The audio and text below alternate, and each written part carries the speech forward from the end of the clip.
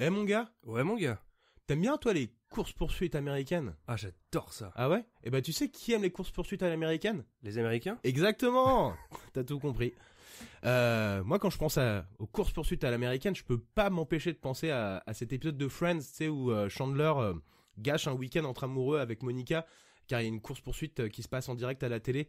Et du coup, Monica, elle est pas contente parce que, tu sais, à chaque fois, il y a quelque chose qui va pas dans la chambre, donc ils doivent changer de chambre. Et Chandler, à chaque fois, doit couper la télé pour se remettre devant la télé dans l'autre chambre. Voilà, bon bref. Un grand épisode. Un grand épisode, effectivement. Cette fois-ci, cependant, et pas plus tard que le 23 novembre, alors qu'un suspect s'enfuyait en trottinette électrique, un policier n'a pas hésité à réquisitionner un vélo d'enfant et l'a enfourché pour poursuivre ce malfrat. La course-poursuite a été filmée grâce à la caméra embarquée du flic. Il faut bien le dire, la vidéo est haletante. Entre le présumé malfrat qui essaye de fuir juché sur sa trottinette et le flic qui déboule comme un malade en pédalant pour le rattraper, une chose est sûre, c'est que la police américaine est vraiment badass. La police de Denver, où la scène s'est passée, déclara que ce ne sont pas les roues que les hommes et femmes en bleu utilisent qui comptent, mais le dévouement qui les fait tourner. Ça nous pas envie de chialer, ça? À mort.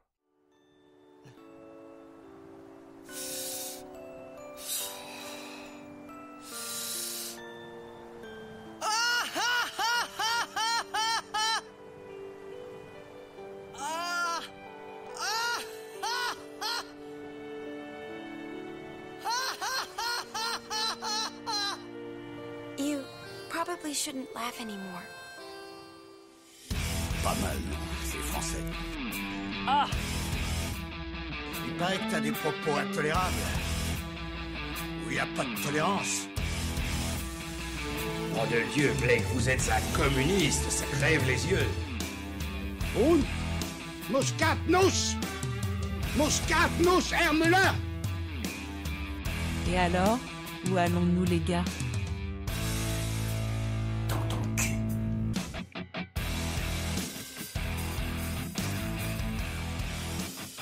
Bonjour, bonsoir et bienvenue dans Ton Culture, le podcast qui va au fond des choses. Nous sommes réunis pour un nouvel épisode, et pas des moindres, car c'est le premier de l'année 2025, et oui! Allez! Bonne année, mon gars! Ouais, bonne Gros année! bisous. Ouais. T'as bien fêté ça? Ah ouais, j'ai fêté ça de manière digne. Ah ouais, de manière fêtarde? Festoyante. Ouais, festoyante, ouais. Ouais. Petit rappel de l'émission, même si vous connaissez déjà, Goth et moi, on pioche deux sujets au hasard et nous vous les présentons dans un épisode très intéressant, un épisode toutes les 2 semaines. Nous sommes d'ailleurs heureux de voir que vous êtes toujours un peu plus nombreux à nous écouter et ça fait plaisir, donc merci à vous. De ouf. La force, mon gars. À l'heure où nous enregistrons cet épisode, nous sommes le 6 décembre et le gouvernement Barnier vient de tomber. Macron nous a sermonné d'une allocution où il se défausse de toute responsabilité. Ah, c'est surprenant. Ouais, c'est clair. Je sais pas si tu l'as écouté. Des bribes. Ouais, c'était un... Bon, de toute façon, l'allocution, elle faisait 10 minutes. Ouais. Honnêtement, c'est... Assez édifiant. Ah ouais, non, franchement. Pas no comment, quoi. Et alors, les pronostics sont lancés entre François Bayrou, Sébastien Lecornu, François Barouin ou Bernard Cazeneuve, peut-être. Qui sera nommé? Lucie Castet, peut-être, du NFP? Peut-être. Ah bon, sauf qu'apparemment, personne n'en veut, mais bon. Ça, ce sera à vous, à Macron de voir, du coup. Vous, chers auditeurs, quoi qu'il en soit, vous le savez déjà. Mais nous, pauvres créateurs de contenu que nous sommes, nous en sommes réduits à faire de la prospective et à angoisser. En attendant que ça arrive. Bref, nous vous invitons à reposer votre foi après ces fêtes chargées, je n'en doute pas, et à vous changer les idées en notre compagnie pendant une petite heure. On démarre donc avec le premier sujet et ça commence maintenant.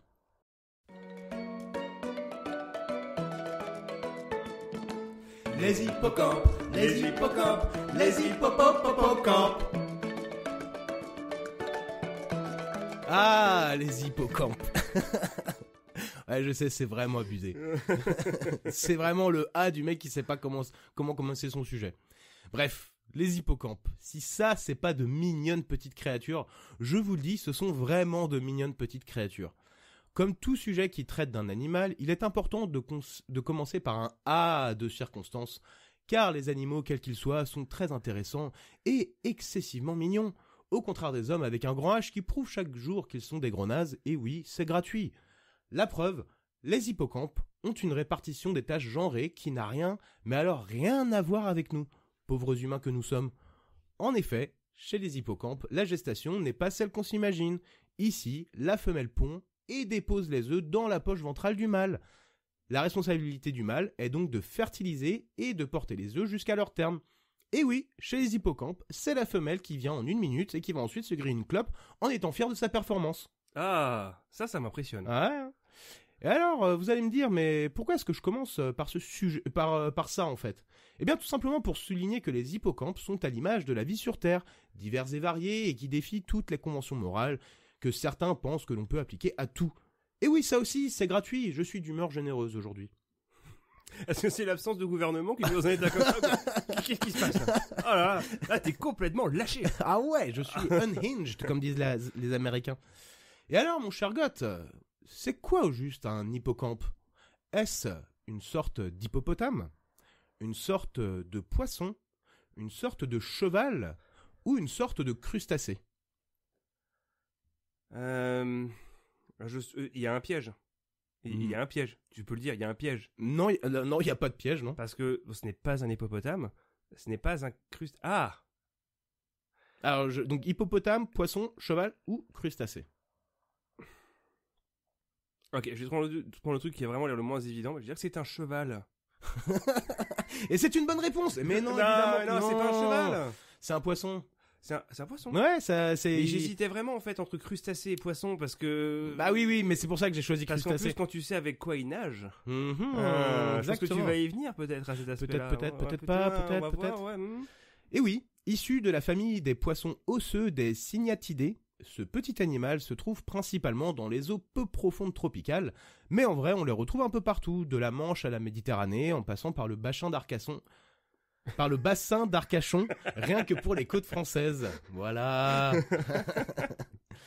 On compte plusieurs centaines d'espèces, plus de 200, pouvant mesurer jusqu'à 30 cm pour le géant du Pacifique, alors que le plus petit, l'hippocampe pygmée en Indonésie, mesure jusqu'à 3 cm maximum.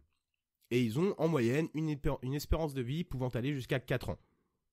À l'instar des empreintes digitales chez nous, c'est la petite couronne sur leur tête qui est propre à chaque individu. Leur corps est composé d'anneaux osseux, ce qui les différencie bien évidemment des poissons qui, eux, ont une peau écailleuse. Ils se déplacent verticalement en se mouvant lentement grâce à leur longue queue préhensile et vivent dans les algues ou les coraux, car ces mignonnes petites créatures, encore une fois, n'ont malheureusement que peu de défense face à leurs prédateurs.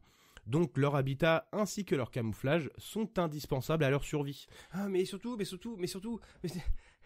Mais quoi ? Ils nagent avec leurs oreilles. C'est ça surtout qui est trop mignon, c'est avec leurs petites oreilles qui nagent. Mais oui, mais c'est trop mignon. Mais c'est trop mignon. Et comme certains caméléons, donc, ils utilisent le mimétisme pour se fondre dans leur environnement.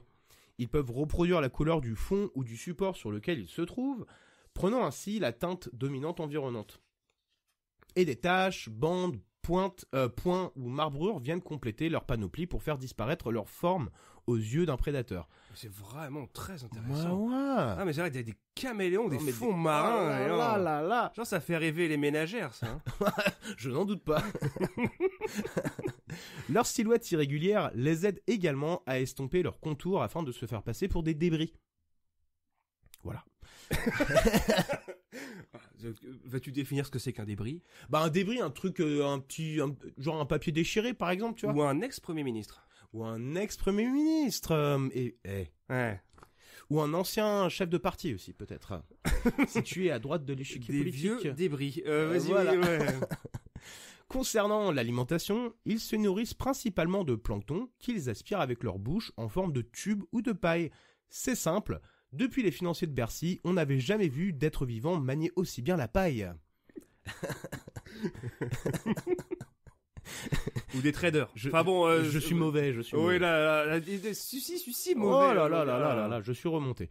Sans transition, abordons maintenant le sujet de l'accouplement. On en a déjà parlé un peu plus tôt, mais le processus d'accouplement, comme souvent dans le règne animal, est très intéressant. C'est le sexe. Le sexe. C'est le sexe.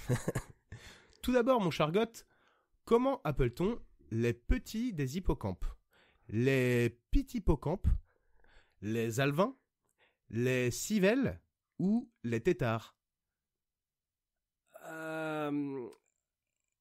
attends, les alevins... Ah, je sais plus, j'ai su d'où c'est. Du coup, je vais plutôt aller pour celui vraiment où je sais pas, parce que c'est pas les piticopampes, les piticopampes, c'est les trop petits mignon. boas. Les civelles. Tu vas dire les civelles? Oui. Et c'est une mauvaise réponse. Ah non. Non, les civelles, c'est les petits des anguilles. Ah, mais moi je pensais que c'était les alevins plutôt. Ben, les alevins, c'est les petits ça des la bonne hippocampes. réponse, ok. Voilà. Mais avant de parler de l'accouplement, il faut d'abord parler de la parade nuptiale. Sorte de danse au mouvement gracieux et très lent, elle consiste en des ascensions et des descentes dans l'eau. Ils se tournent autour et s'inclinent devant l'autre. Une fois la drague opérée, la femelle a le dernier mot et choisit son partenaire. Parfois, une autre femelle vient se mêler au couple et elle est généralement acceptée. Fantasme de tous les incels, mais ici, il n'en est rien. En effet, le mâle a à cœur d'effectuer une gestation fructueuse, car c'est lui qui va porter les œufs, donc dans sa poche ventrale. Et donc des fois, plus d'une femelle est nécessaire à bien remplir cette poche ventrale. Ah ouais, d'accord. Ouais, Donc voilà. lui, il veut faire un threesome, mais c'est vraiment pour être sûr d'avoir un max C'est d'alevins. pour le quoi. travail. Ouais, c'est pour le travail. Ouais, exactement. Ouais, c'est pour le travail. Ouais. Et alors, l'accouplement à proprement parler est vraiment doux. Joue contre joue, leur queue nouée l'une à l'autre, et au rythme de petits battements, la femelle vient alors presser son ventre contre la poche du mâle. Madame vient ensuite enfoncer son oviducte, sorte de tige, dans la poche ventrale de monsieur, qu'il fertilise alors et portera les œufs pendant 3 semaines. La femelle rendra visite au mâle pendant toute la période de gestation, et une fois arrivé à terme, le mâle expulsera alors des centaines d'alevins. L'accouchement peut prendre plusieurs heures.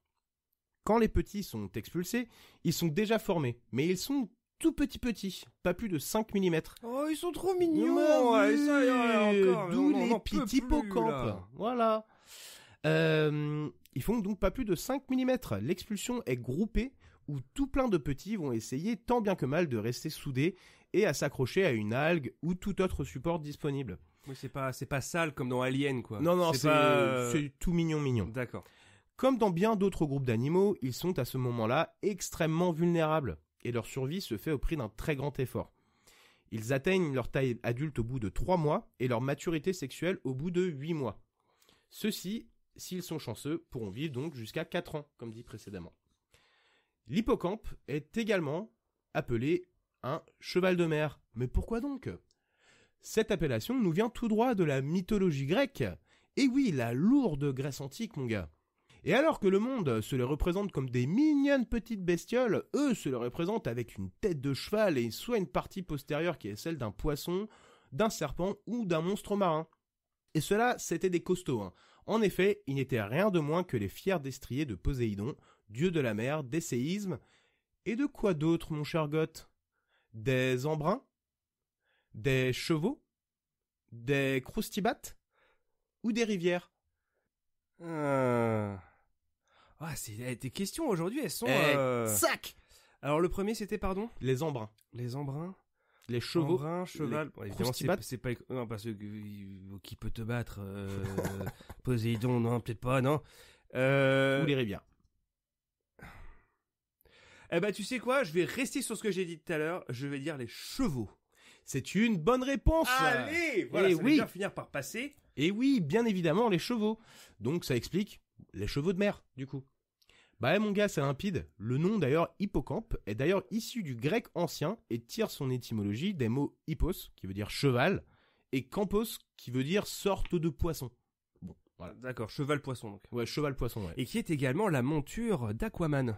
Exactement. Mais donc, qui est le fils de Poséidon dans... Absolument. Et dans qui est cette, le super-héros qui est considéré comme le plus nul. Hein, Ouais, j'aime pas trop non plus. Ouais, hein. il parle aux poissons. Ouais. Voilà, il y a pas de quoi. Et même, comment il s'appelle déjà l'acteur Jason Momoa. Ouais, même lui a pas réussi à le rendre plus cool, je trouve. Non, Bon. bah en même temps, il y avait du boulot. Hein. Ouais, Il y avait ouais, du boulot. Donc malheureusement, C'est il a pas... Non. C'est pas le bon. Quant à leur représentation, on en retrouve un peu partout, et notamment dans les thermes et bains publics où ils côtoyaient les dauphins et autres créatures marines, donc sous la Grèce antique et notamment aussi également dans l'Empire romain. On les retrouve également dans tout un tas d'autres mythes, contes et légendes, comme dans les 1001 nuits, où ils sont évoqués dans les voyages de Sinbad le marin. Pour finir sur une note joyeuse, on va parler ici de la pêche et de la consommation des hippocampes. En effet, Ça se mange ? j'y viens. En effet, Ouais. la pêche commerciale prélève au moins 76 millions d'hippocampes par an et plus de 80 pays seraient impliqués dans cette activité. Mais alors pourquoi ? Parce que, comme tu t'es évidemment interrogé tout de suite, il n'est pas consommé dans l'alimentation. Donc tu te demandes pourquoi alors ? Et en fait, il sert surtout d'objet de déco et dans la médecine traditionnelle chinoise. La Chine qui est d'ailleurs le premier importateur mondial d'hippocampes. Donc apparemment, c'est très utilisé. Laisse-moi deviner, c'est pour permettre de récupérer sa virilité ? Sûrement un truc comme ça, ouais, absolument. C'est souvent... Pour retrouver l'être aimé ou quelque chose comme ça. Oh, Ouais. de la vigueur. C'est surtout ça. Ouais, sûrement, ouais. Exactement, quoi. En plus de ça, donc vient s'ajouter à ça la détérioration des habitats marins comme les estuaires, les mangroves, les herbiers marins et les coraux dont ils dépendent, mais souffrent énormément donc du réchauffement climatique notamment. Dans un article paru en 2022 dans National Geographic, l'exemple est pris de l'Algarve, région du sud du Portugal, qui à son pic abritait jusqu'à 2 millions d'hippocampes. Mais qu'en moins de 20 ans, 90% de cette population a disparu. Waouh. Ouais, donc c'est vraiment drastique, quoi. C'est vraiment des petites bestioles très sensibles. Mais ils sont tellement mignons, mais enfin... ils sont mignons. S'il y a bien des animaux pour lesquels il faut se battre, c'est eux. C'est vrai. C'est vrai, C'est mais vrai. oui. Par exemple, les pandas. Bon, les pandas dont on a parlé d'ailleurs. Je crois que c'est mon épisode mais préféré. Mais Il de était loin. tellement bien. Ah mais tellement, mais la plume, mon gars. Mais alors qu'en comparaison, les pandas, c'est tellement des bolos. Oui, alors, oui. alors que les hippocampes. Ils sont tout mignons. Oh. Ah là là, c'est triste. Quoi qu'il en soit, ce qui est aussi triste, c'est que c'est déjà la fin de mon sujet. Oh. Et de ces mignons petits hippocampes. Je passe la main à Goth, qui va lui nous parler d'une autre créature qui n'est à n'en pas douter, alors pas du tout, mais alors pas du tout mignonne. Je me trompe ? Pas exactement. Ouais. Mais elle est où la télécommande, bordel ? Ah, si je rate encore Vincent Lagaffe, ça va chier.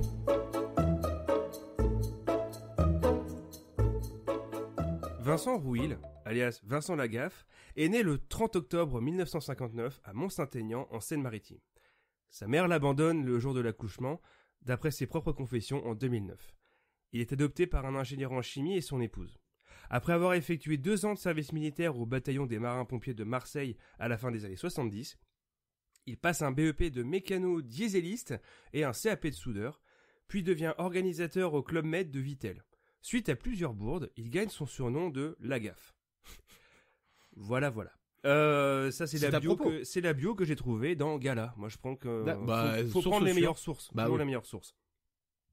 En 1987, il fait la rencontre du producteur Hervé Hubert qui lui permet d'intégrer l'émission humoristique quotidienne La Classe sur FR3. En 89, parallèlement à son spectacle qu'il joue sur la scène au théâtre d'Edgar, il se lance, toujours grâce à Hervé Hubert, dans la chanson humoristique, avec Beau le lavabo, puis la Zoubida. Ouais. Les 2 morceaux cartonnent et trustent plusieurs semaines les sommets du top 50. Mais de quoi parle la Zoubida ? C'est l'histoire d'une jeune fille maghrébine qui, un soir, rêve d'aller danser à Barbès. Drôle d'idée, mais pourquoi pas ? Sa mère rétrograde refuse. La Zoubida, alors, elle fait quoi ? Elle fait le mur pour aller à sa soirée. Et elle ne s'y rend pas seule. Elle y va avec qui ? Avec Mokhtar et son scooter doré. Oh là là. Mais le scooter, et d'après les paroles, Mokhtar l'avait volé. Bon, je vous épargne l'accent qui donnerait une demi-molle à Michel Leb. Dans une interview de... C'est Ouais. scandaleux. Ouais, toi, tu te souviens de ces chansons-là ? Parce que là, on était début 90. Donc, Par la force des choses, on me l'a imposé. Ouais, voilà, c'est ça. T'imagines mais- que ça passait à la radio. Quoi. Mais je ne l'ai jamais écouté, on va dire, sciemment, tu vois. Je me suis dit, Je- tiens, c'était quoi déjà cette chanson-là, là Non, jamais. C'est un clip typique début des années 90 avec Vincent Lagaffe qui danse devant un fond bleu, déguisé avec un kéfier et un turban. Ah là là là là là là. C'est- Les bons clichés qui font plaisir. C'est douloureux. C'est Ouais. douloureux. À Dans- n'en pas douter, la chanson préférée de Bardella. Bref. Lui, il a la cassette. Hein. Il a la cassette. Il a la cassette. Ouais, hein. Ah, c'est bah, évident. dans son autoradio, là. Dans une interview de 2018 donnée à Sud Radio, qui, comme chacun le sait, est un média sûr, Absolument. je crois que c'est le genre de truc qu'on ne pourrait plus faire. Dire que Mokhtar, d'origine orientale, aurait emprunté à long terme une mobilette, on sous-entend qu'il est voleur. Je regrette vraiment qu'on ne puisse plus rien dire. À l'époque, pas une seule seconde je n'ai stigmatisé les Maghrébins de voleurs. Aujourd'hui, ça devient dramatique. Bah si, en fait. Ouais, alors attends juste un truc. Excuse-moi, il l'a dit quand ça C'était en 2018. En 2018 En 2018. et il parle d'une personne orientale. Ouais. C'est scandaleux. Voilà. Voilà. C'est dur, hein. Là, c'est vraiment, je cite. Hein. Ouais, Je ouais, cite. non, mais oui, je sais que tu cites. Mais cite donc. Donc par rapport à ce qu'il vient de dire, navré d'être un petit peu catégorique, mais quelle que soit l'époque, de caricaturer une personne de par son origine, son nom et son accent, on peut parler de stigmatisation. Pourtant, je suis le premier à défendre le fait qu'on doit tous se moquer les uns des autres. Encore faut-il faire preuve d'un chouïa de subtilité. De la même manière qu'on dit facilement que des proches ne pourraient plus dire ce qu'il veut aujourd'hui comme dans les années 80, il faut pas oublier que même à l'époque, ça faisait pas rire tout le monde. Faut pas s'imaginer que c'est représentatif d'une époque. Et je dis ça à nouveau en tant qu'aficionados de Desproges. Le parallèle que je veux faire ici, c'est que Desproges, qui doit bien se marrer là-haut avec Coluche, je pense, Ouais. était déjà subversif à son époque, et de la même manière, la Zoubida était déjà beauf en 91 et l'est Ouais. toujours. Si ce n'est même plus aujourd'hui, le recul permettant la clairvoyance. C'est Bon, voilà, donc voilà. c'est joliment analysé. Et je suis tout à fait d'accord. Voilà, j'ai fini ma parenthèse révoltée. Maintenant, en tant que transition, avant de passer à des choses plus légères, Sam, j'ai super envie de tester tes connaissances sur Desproges. Alors, Oh. laquelle de ces citations n'est pas de lui? La seule certitude que j'ai, c'est d'être dans le doute. On n'a quand même pas pris la Bastille pour faire un opéra. Si tu téléphones à une voyante et qu'elle ne décroche pas avant que ça sonne, raccroche. Ou l'ennemi est bête, il croit que c'est nous l'ennemi, alors que c'est lui. Honnêtement, je sais pas. Mais je vais le tenter. Je vais dire que on a quand même pas pris la Bastille pour en faire un opéra. Ouais. Je vais dire ça. Et c'est une mauvaise réponse, non, ça c'est bien. zut. Et non, en fait, c'était la phrase, genre, si tu téléphones à une voyante et qu'elle devine pas que c'est toi, c'était Jean-Claude Van Damme. Voilà, Ah. voilà. Et moi, clairement, ma préférée vraiment dans les quatre, c'est, voilà, l'ennemi est bête, il croit que c'est nous l'ennemi, alors que c'est lui. C'est vrai que Ça, c'est génial. ouais, absolument. Bon, tout ça pour faire une transition pour nous amener vers le Big Deal. Parce Ah, que le forcément, il est fameux. impossible de parler de Vincent Lagaffe sans parler du Big Deal. C'est Mm. quand même un petit peu ce qu'on peut considérer comme son œuvre majeure. Nous voilà donc en 1996. Vincent Lagaffe est repéré par TF1 qui lui offre les commandes de son premier jeu télévisé, L'or à l'appel. Est-ce que tu te souviens de ça?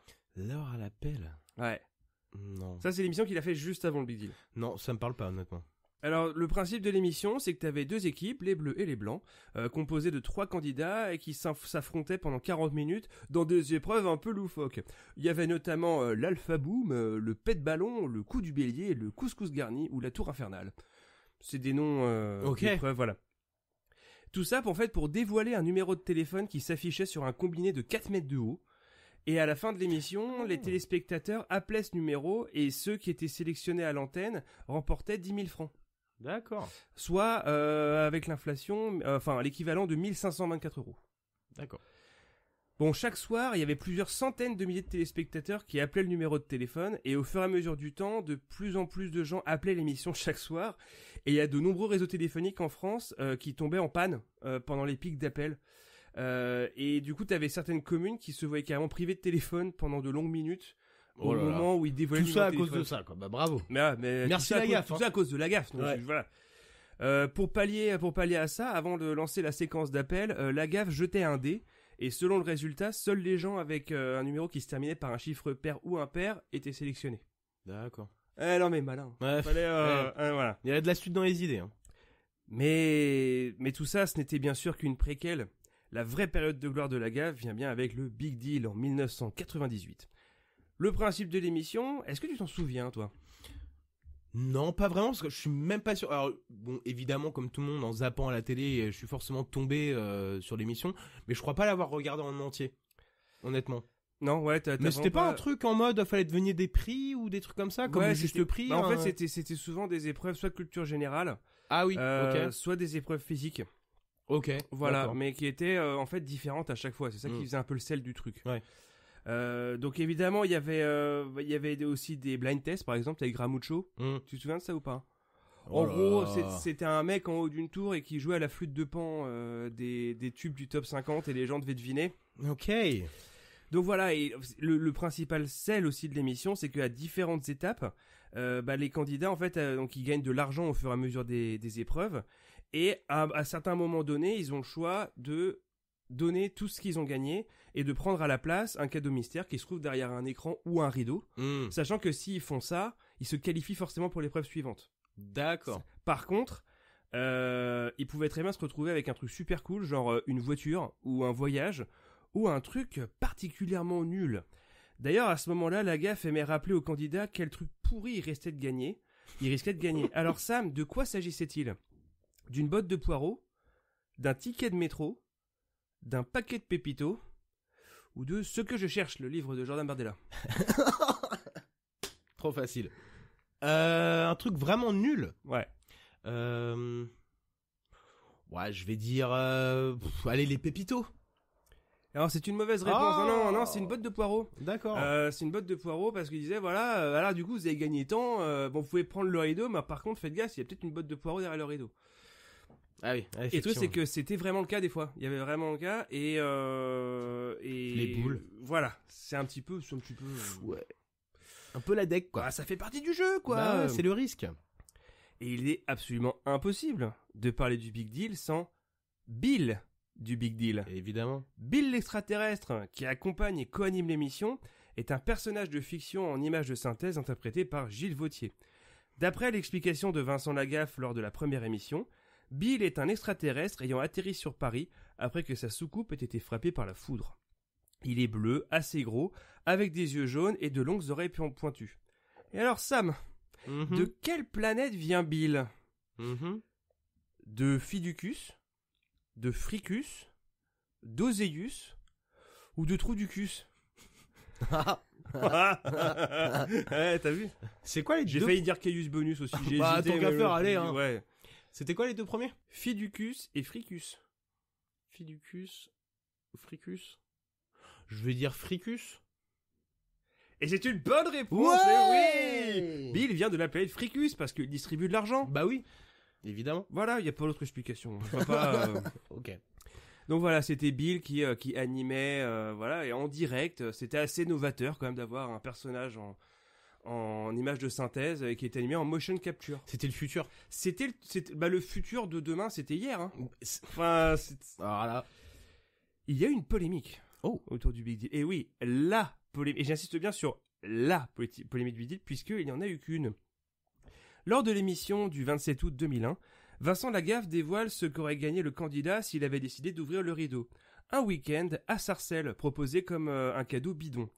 Un petit film promotionnel est alors diffusé, où la pratique sportive y est symbolisée par des enfants qui jouent au foot, derrière un grillage et un écriteau « Chantier interdit au public ». Des commentaires ironiques venant de Bill sont rajoutés par-dessus. Vous pouviez partir à Sarcelles, où on peut pratiquer le sport avec ses amis en toute sérénité, dans des endroits vraiment bucoliques et magnifiques. Ça, c'est mon imitation de Bill. Ouais, qui bizarrement ressemble beaucoup à Valérie Giscard d'Estaing. Oui, j'ai un petit peu des deux. Entre les deux, si je suis extraterrestre, je suis... Que tu as fait sur d'ailleurs l'épisode de la télé-réalité, donc tu as traité. Qui était super cet épisode, incroyable, tellement intéressant. Ah ouais, de loin. De nombreuses associations sarcelloises se réunissent alors et décident de porter plainte pour diffamation, de lancer une pétition et d'écrire au Conseil supérieur de l'audiovisuel, le CSA. C'est inadmissible de donner à des millions de personnes l'impression que l'on vit à Sarcelles dans un ghetto, dans un bidonville, comme des animaux en cage. Il y a déjà tellement d'a priori. Alors là-dessus, moi j'ai trouvé... Alors ça c'est fou ce qu'on arrive à trouver sur Internet. Hein. En plus, tout ce qui est sur Internet est vrai déjà de base. Évidemment. Mais là, j'ai vraiment trouvé un article de La Dépêche de 2001 où TF1 dit ne pas comprendre cette polémique. Si certaines séquences ont déjà été coupées au montage, la chaîne se borne à nier que l'émission donne une mauvaise image de Sarcelles. Oui, non. Non, ça va vraiment pas. On peut plus rire de rien, attention maintenant. On peut plus rien dire, c'est fatigant. Ah, la guerre. Malgré tout, l'histoire a pris de l'ampleur et Lagaffe s'excusera la semaine suivante. Voilà pour la polémique, pardon. Non, la polémique du Big Deal. L'émission fut suivie en moyenne chaque soir par plus de 6 millions de téléspectateurs et dura pendant 6 ans et demi, jusqu'au 23 juillet 2004, et après 7 saisons, le Big Deal a définitivement fermé le rideau. Oh. Vraiment ? Eh bien, pas vraiment, parce qu'a priori, il y a une nouvelle version du Big Deal qui est prévue sur RMC Story pour 2025. Oh non, mais arrêtez de nous gâter comme ça, quoi. Ouais, je sais, mais le monde entier nous envie, hein. Ah, Et, mais je n'en doute pas. Donc voilà, c'est de retour. Donc, on n'a pas fini de voir Vincent Lagaffe à la télé. Et ça c'est bien. Dans ton culture.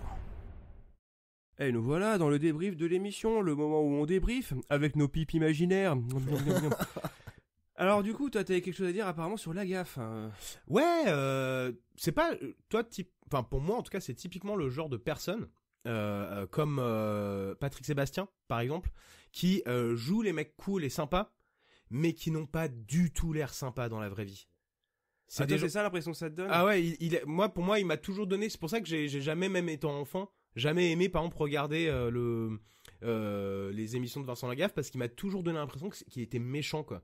Qu'il était vraiment pas animé d'une bonne volonté, quoi. Il y avait toujours un côté un peu connard chez lui, quoi, si je peux dire.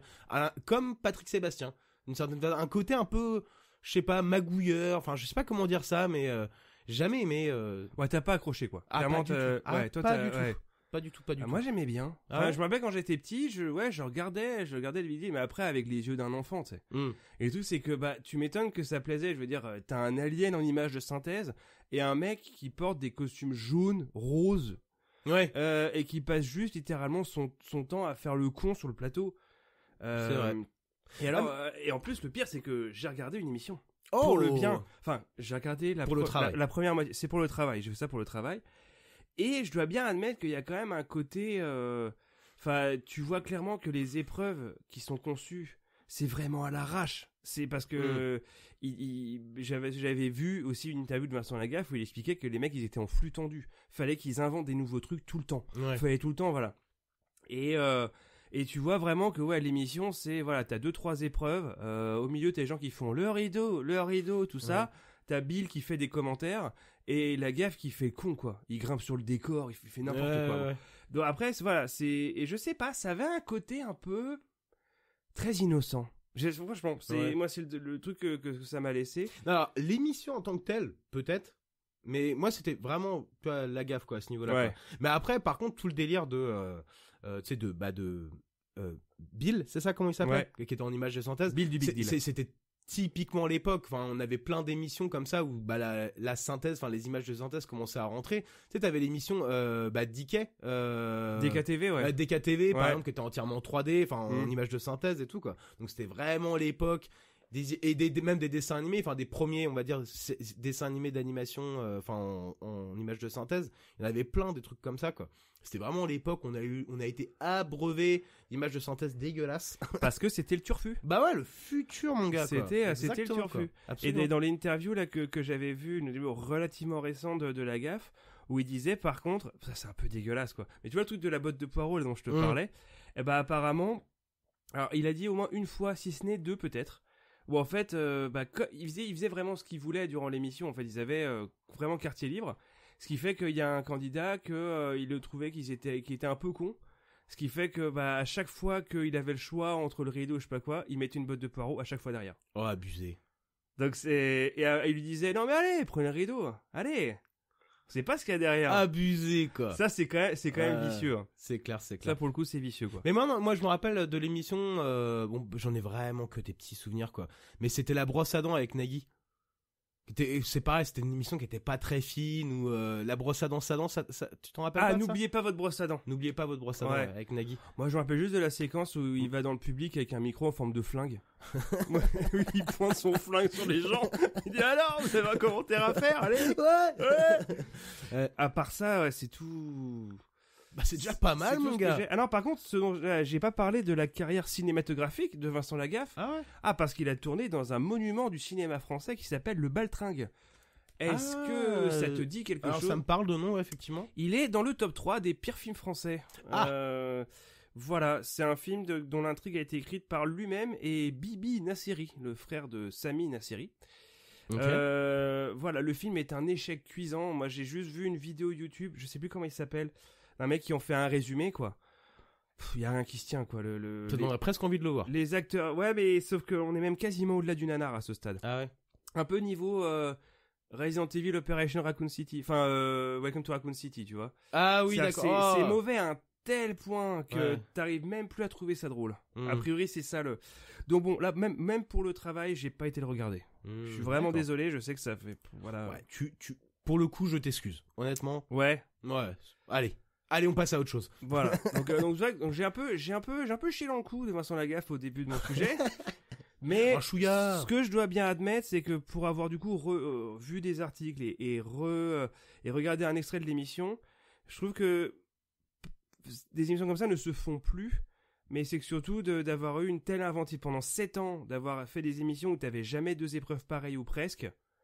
Bah, je trouve ça quand même assez impressionnant. Je dois bien l'admettre. Ouais, puis à chaque fois, il fallait, les mecs, ils devaient brainstormer à fond pour trouver des nouvelles idées. Ouais, non, ça c'est clair. C'est ça, parce que des fois, c'était même pas dans le studio, il fallait qu'ils aient sur le parking derrière, ou avec des grues. D'ailleurs, je pense qu'il y avait même des épreuves, je crois qu'il avait dit, qui étaient très dangereuses. Genre, c'était genre au niveau sécurité, c'était limite, quoi. Ouais. Ils savaient pas s'ils pouvaient le faire ou pas. Genre, peut-être qu'un candidat allait décéder. Tu vois, je sais pas. Donc, tu m'étonnes. Donc voilà, quoi. Et alors, sur les hippocampes. Eh bien, moi, le seul truc dont je n'ai pas parlé, parce que je me suis concentré sur l'animal, mais moi, je n'ai pas parlé de l'hippocampe, qui est le siège de la mémoire et qui est le GPS de notre cerveau.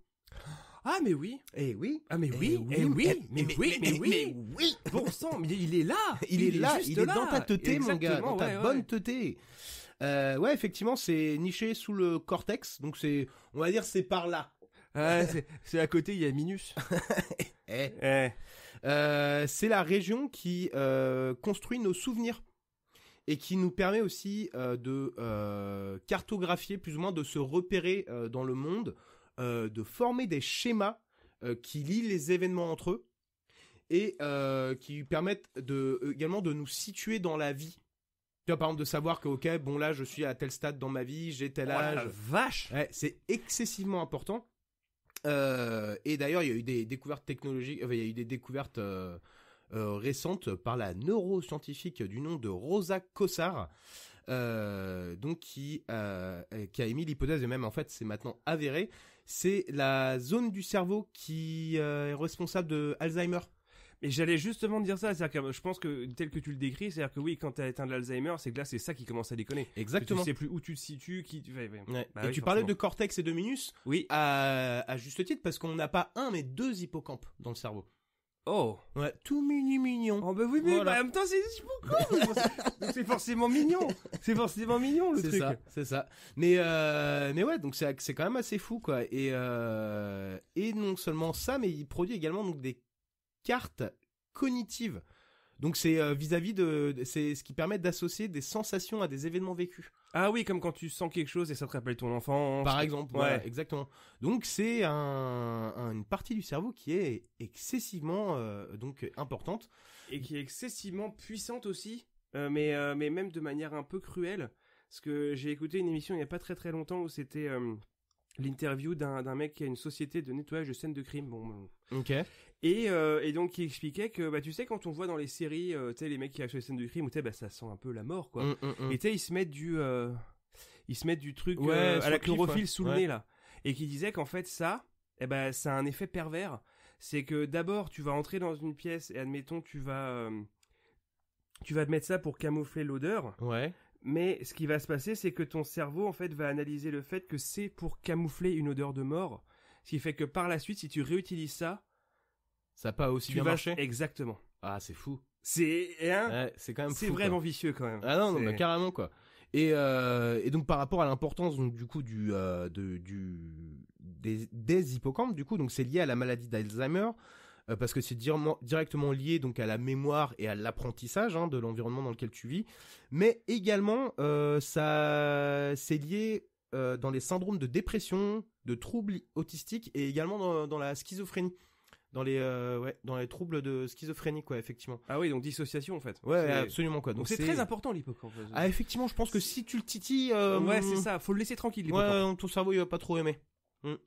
Et puis voilà, moi c'était à peu près tout sur les hippocampes.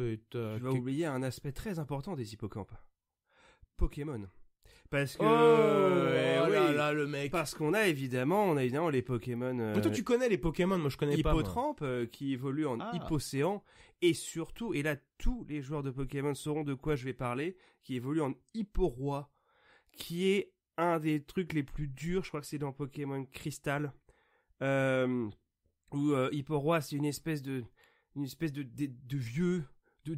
Non, je te jure, il est vraiment pas beau. On dirait un vieil hippocampe psychique, avec énormément de points de vie, et qui se régénère. C'est un enfer. D'accord. Ah ouais. Il y a des bonnes attaques au moins? Ah oui. Ouais. Ouais. Ah, moi, je suis en PTSD, moi, quand je pense à Hippo-Roi. C'est une catastrophe. Et également, dans la pop culture, moi, ça me fait penser à un épisode des Simpsons où ils retournent dans la ville balnéaire d'enfance de Marge.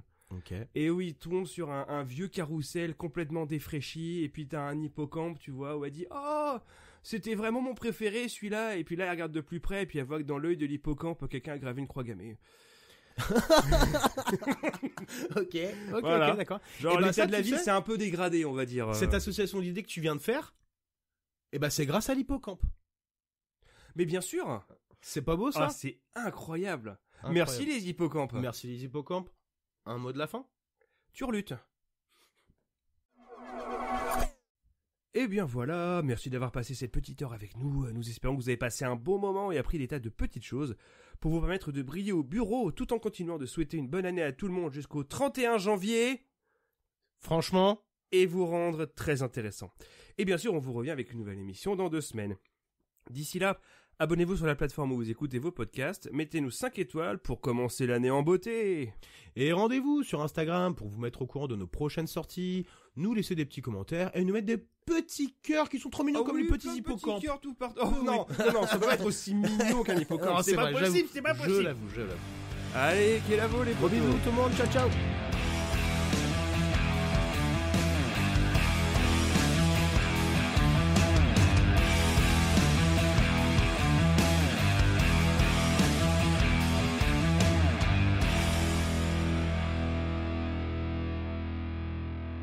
Je suis pas ton pote, mon gars! Et moi, je suis pas ton gars, mec! Oh, c'est pas ton mec, mon pote! Je suis pas ton pote, mon gars! On n'est pas tes gars, mec! Je suis pas votre mec!